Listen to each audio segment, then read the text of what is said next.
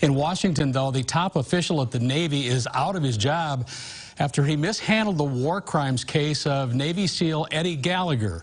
ABC's Inez de la Cortara has more on the big shakeup at the Pentagon.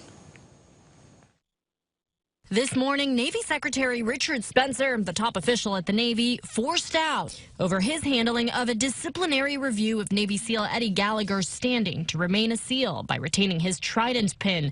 Spencer clashing with the White House over that issue and President Trump's involvement after Gallagher's conviction in a military court. Gallagher was acquitted by a military court of war crimes in the killing of a teenage ISIS prisoner in Iraq, but was convicted for illegally posing with the teen's corpse. He was then demoted in rank. This is all about ego and retaliation. The president disagreed with the decision and intervened last week, ordering the Navy to promote Gallagher back to his rank and restore his pay and pension, while also pardoning 2 other service members accused of war crimes. Trump also publicly slamming the Navy for launching a review that could strip Gallagher, a decorated veteran, of his status as a Navy SEAL. I just want to retire peacefully with all the honors that I've earned. Trump tweeting, "The Navy will not be taking away warfighter and Navy SEAL Eddie Gallagher's Trident pin. This case was handled very badly from the beginning. Get back to business." Spencer responding he does not consider tweets in order and writing in his resignation letter to the president, "I cannot in good conscience obey an order that I believe violates the sacred oath I took." Discipline